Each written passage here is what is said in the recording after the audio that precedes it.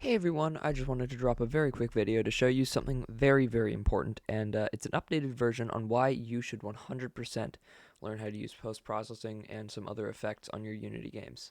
So, here I have this little area that I made. It's part of a bigger project I'm working on, but I have some plugins enabled, but I have them disabled right now. So first of all, you're going to want to add some fog, just so that this specifically for horror games, it increases that tension a bit and it makes it harder to see, which unless you do too much is always good to have. Next up, I have a whole slew of post-processing effects. We have about 10 of them here. I think 9. Yeah, we have 9 processing effects. Yeah. So, I'm going to go through each of them and show you what they do. First of all, we have tone mapping, which kind of adds more contrast to the scene. Next up, we have lens distortion, which, as the name suggests, it just distorts it like it's a camera lens.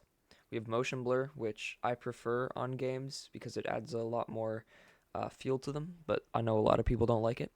Depth of field, just a minor effect. I might tweak some of this later so it looks a little bit more prevalent.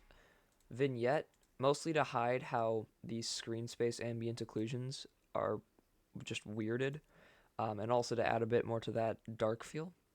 Bloom to brighten up bright parts. Chromatic aberration to, again, simulate camera and just add some effect. And probably the two most intense ones are volumetric fog, which is a custom plugin by somebody who I can't remember the name of, and the color adjustments. The color adjustments brings down the whole image by about 3.75. I'm guessing this is stops.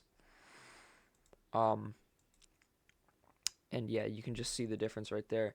However, it looks way too dark, so what I do before is I have volumetric fog right here, which is it adds volumetric fog to Unity's standard render pipeline instead of their HDRP, high definition render pipeline, which is very helpful because the HDRP is super in depth and it's a bit too out of my depth right now.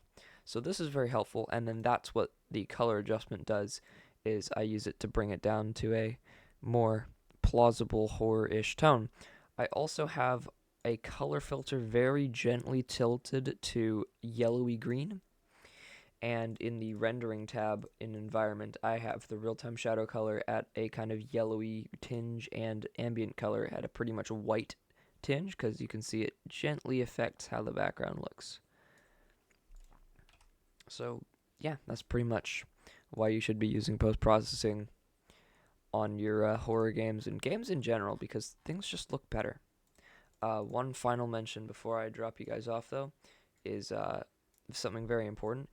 It's adding a grunge texture to your bloom, which might not sound very important, but if we go up here to this... Okay, I don't know why we're having a problem with walls disappearing here. If we go up and look at this light right here, you can see that there is some very subtle grunge texture on the bloom to make it look like a camera, because this is supposed to take place through a camera lens, so that's pretty important. I'm gonna go figure out what happened with the walls disappearing there. But yeah, there you go.